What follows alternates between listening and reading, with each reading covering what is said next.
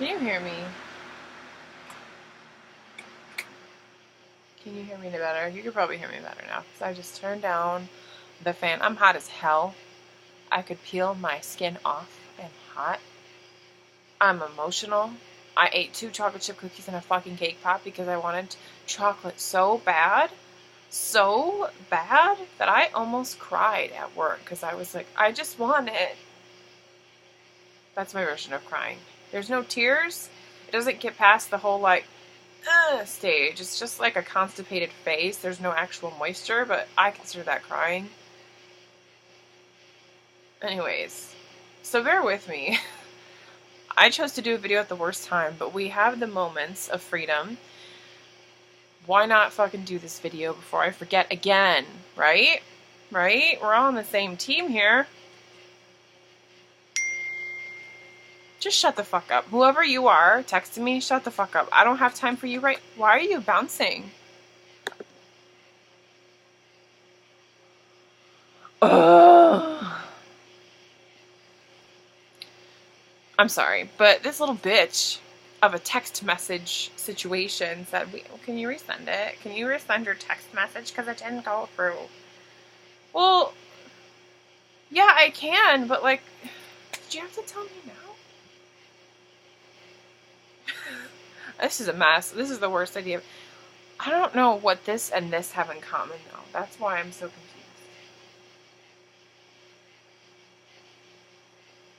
It says they sent. It says they were both sent. So I don't know what you're talking about as what wasn't. Go to chat. Alright, I'm like seeing black, so I'm going to ignore that. This video has a point. It's been 2 minutes of me being aggressive and emotional, and I apologize for that. So I'm going to just jump right into the topic. Bosie. I'm talking about Bosie. And I'm going to calm down. I'm going to find my inner peace, and I'm going to talk about this with the maturity and strength of a 26-year-old lady, because that's what I am. We're fine. We're all friends here. Okay. Peace. So, Bosie. Alright, a couple people have been asking me about this, and I have not answered this question because I'm like, oh, let me do a video, I'll do the video, and then I forget to do the video, and now I look like an asshole. So, here's the video. I want to preface it with saying that these opinions I have were first officially formed like 5 years ago when I was super obsessed with Oscar and Bosie, and I read all the stuff, and all the information was fresh in my youthful mind, okay? Now I'm crusty, old, angry, bitter, and hollow, and I don't remember things as much, so I apologize if my accuracies are not... There's probably a better way to say that, but I know not. A little rhyme there, a little bit of a rhyme. It's the same word, though. Does that constitute a rhyme, or just repetition? Anyways. Wow, Claire. So yeah, so like, I don't know what I'm saying, but I think I do. You know what I'm saying? This is a fucking mess. Whatever. Whatever. You guys are used to this. This is what you get.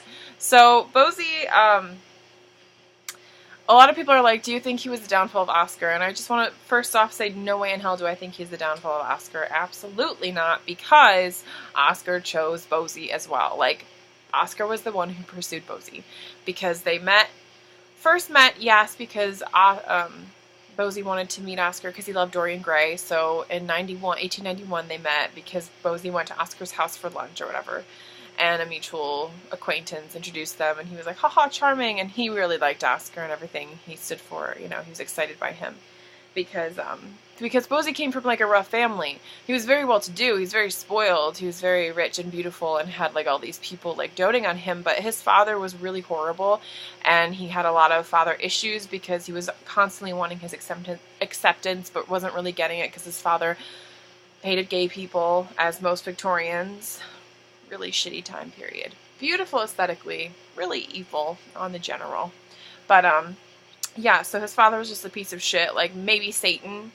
His father might have been Satan. We don't know. But he had a lot of issues with him, his siblings, and his mom. It was just like not a good combination for him emotionally, but he was also really spoiled. So it just, that really creates a real character. So Bosie was like kind of twisted gargoyle, but then read Oscar's book and was like, oh, this is so fabulous. I want this. This inspires me. Like this, it touched him in some way. So he met Oscar in 91, and then in 92, Oscar pursued Bosie because Oscar was always looking for his whirlwind romance of a beautiful young man that he would fall in love with and he'd feel tons of fiery passion for, and that was Bosie. So he went to Oxford and wooed him, and Bosie was like, yeah, got him. And Oscar was saying, same thing, got him. And then they courted for a long time, and they were together up until 95 when Bosie's father basically put Oscar in jail.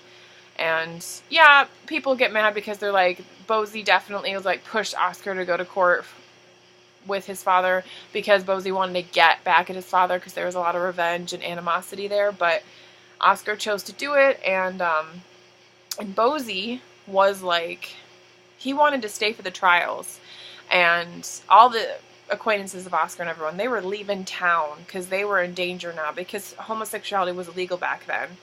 Because that was, like I said, just like the worst time to be alive ever. Well, maybe not true. The Middle Ages seemed very rough. Pre-Middle Ages, even more rough. But anyways, so yeah, it was just a horrible situation. His friends were leaving to avoid getting in prison themselves, but Bosie is like, I want to stay for his trial, and then Robbie Ross is like, no bitch, you're coming with me. No. Which is funny because they always portray Robbie as like perfect and wonderful, and in Wild, the movie especially, they show like Robbie's there for Oscar, and no, his ass went away. Like he was like, gotta go, Bosie, come with me. Anyways, I'm a little bitter about Robbie Ross because I don't like how he's like always, oh, Robbie Ross, and Bosie's always like, oh, Bosie. I'm the opposite. I love Bosie. And so yeah, basically, I'm giving you a brief summation of the relationship so you can kind of see like what went down. But yeah, so then Oscar went to jail till 97 and then got out, and Oscar was like totally, he was like blacklisted, okay? He was shameful, anybody associated with him, all his works, all that stuff. He had nothing to his name. It was all just bad, right?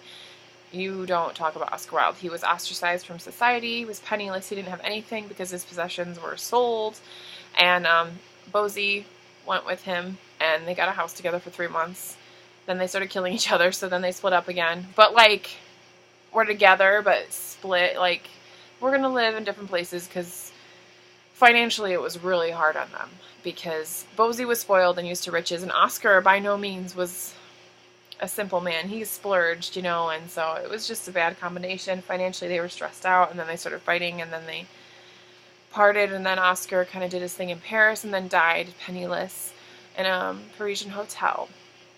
And Bosie was not there because he didn't know how serious it was, and then later was sad about that. He wasn't there, but basically, like, on and off, they were together from 92 to 1900, which is a very long time, okay, especially for someone like Bosie. And I guess I'm saying this because I feel like it gives an insight into Bosie that you don't always get. I think Bosie is for sure a flawed human being, was a flawed human being. I think he was very spoiled and had a lot of mental issues that were unaddressed or perhaps undiagnosed or untreated or whatever. He was really fucked up in every sense of the word, behavior and emotional and mental and all that. And he had some reason to be and some reason not to. Not to justify his cruelty, but just like you can see where it came from. It's not just like out of nowhere. Instead of just pointing at him and being like, he's bad, you just kind of figure out what happened and why he's acting like this. While I couldn't really defend him in court, you know, like if someone was like, why do you like him? I really don't have anything to say that's like monumentally, you should like him because of this. I know he's a bad character as a human, but it's kind of one of those things where I don't know, there's something about him. I don't know if it's identify with him or if it's just because his issues are like similar to the ones I had or family or whatever, but like to me, I just see this person who is really quietly chaotic and internally very conflicted and fucked up and warped. I think his brain was out to get him a lot. I think it was kind of like a vine wrapping around a tree and strangling it in some ways. He got progressively worse as he got older and older. If you read about his life, it's fascinating. He just kind of went crazy. But then kind of came back near his old age and mellowed out and had a really good perspective for the most part on everything. But it's just, he has autobiographies too, if you want to read them. They're very not altogether accurate, because he painted himself in a better light and lied about a lot of things, but whatever. That's just part of his charm. I still think, though, like, he loved Oscar, honestly, as much as he was capable of loving anyone. I truly think that. I think that he was just such an agitated, over-emotional human being that just culminated into a lot of terrible behavior. And I wish that he could have been reprimanded perhaps in a way, or lived life in a way that maybe, like, could help him gain some control or perspective over that. But I don't think he ever really did till, like, way later. But his relationship with Oscar, which is definitely one of those things that's like, you don't want to model your relationship after it necessarily, but it's something they both partook in and they both wanted, and they both kept going back to each other. So, you know, there's no place for me to say if it was or wasn't good or whatever, like that, whatever, you know. They both seemed to want to be in each other's lives as bad as it was sometimes. So, you know, I support whatever that is, but I don't think they hurt each other in the long run. Is like, oh, I wish that never happened, because, you know, whatever. It's just something that happened. And yeah, Oscar went to jail, but, like, he was an active participant in this whole thing. Not saying, like, oh, he's gay, so he should have went to jail. I'm just saying, like, he knew, in going to court with Bosie's dad, that there was a risk of jail and imprisonment, and he knew that, and he went into it, and it was like, I don't think it's just Bosie's fault that Oscar had that outcome. But I think Bosie is definitely someone worth looking into, even apart from Oscar, just independently looking into him. Even though, for pretty much his whole thing, I would say that he is tied into Oscar almost his whole life, like this much. His works, he wrote poems about him. Throughout his life, he went through phases of hating him, to loving him, to being okay with him. It's just a really interesting journey. He just was fixated on him. Everything he did, I felt like, just revolved around Oscar. And people probably could debate that, but from when I was reading, when I was, like, all super into it, I just saw Oscar in so much of what he did. It was like he just couldn't get over him. And when he died, he wrote a poem that was very sweet. But oh my God, there's this poem too, though, that he wrote when he met someone. Because Bosie ended up marrying a lesbian. And then he later said, like, I hate the gays. Turning into his father, basically, which is a tragedy. But alas, that's a thing. But so Bosie wrote this poem, though, when he met his wife. And it's all about how he thought he should wear eternal mourning dress, basically, because Oscar had passed, and he thought he was always going to be sad. But then, lo, came life and its painted toys. It lured me to play like any child, something like that. And that was, he met his new love interest or whatever, and he wanted to, you know, he's feeling happy again. And then it ends in, like, basically, but if in all present joys lapse in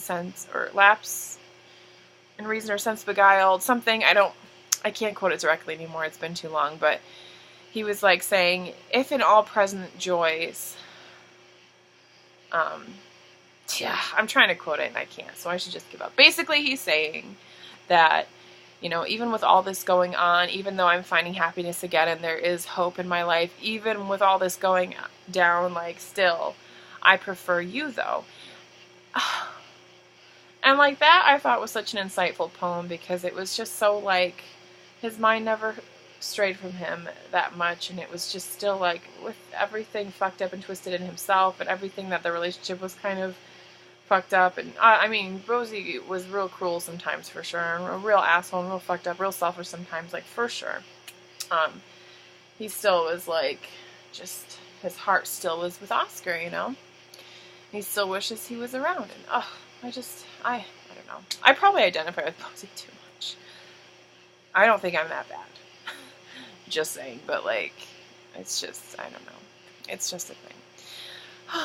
But, yeah, it's just those glimpses. It's those moments of him just having these, like, tender, vulnerable moments where he seems to be, like, opening himself up a little bit. That's when I feel like you get a peek into this person who is just, like, there's just more to him. And I wish he could be more redeemable. I don't know how redeemed he was, you know. on the whole, but, and I guess I kind of look at him as a character more than a human because I'm so like, um, I'm so separate from him, you know, like he was alive in the 1800s, you know, and it's just, I'm so removed from the situation. I view him as like a character in a book. So I probably talk about this lightly, and I probably talk very flippantly and like romanticize a lot of things. But at the same time, I don't know. I'm weird with people. Humans are interesting. I usually hate them, but for some reason I'm also drawn to the really flawed ones because I understand them. I don't know. I'm talking some horse shit right now, but long story short, I really do like Bosie. I do. I don't think I could ever like justify it really well. Like if I was in court, like I said, I just don't think I have much an argument to be like, he is a good person. But for some reason, it's just like, it's kind of like a good character in a book and a bad character in a book. Where they're like, yes, I know I should like the good character because he is just great and just righteous and he does everything good and blah, blah, blah, blah, blah. And everything on paper looks stunning, but like, there's nothing there. But like, sometimes the bad characters are like grounded and there's layers and complexities and you understand them, and there's like the journey you go through and your feelings towards them, because it goes from disgust to like understanding to like maybe sympathy. And I think it just is more of a feast on the emotions than a good person. Well, character, I don't know. See, I'm like twisting up my realities. I'm talking about him like he's fake, and I shouldn't even be doing this video because I'm tired and crazy right now. But I wanted to just officially do this video because it's been like 4 months and I keep forgetting. So that's my convoluted, really rambling explanation on my feelings for Bosie. Long story short, I like him. I feel bad for him, and I'm intrigued by him. Oscar's still my favorite, but I do like Bosie. So I hope that was something that you guys wanted to hear. Those of you who were like asking. So I'm gonna go now. I probably should sleep. Goodbye, everyone. Farewell. Adieu.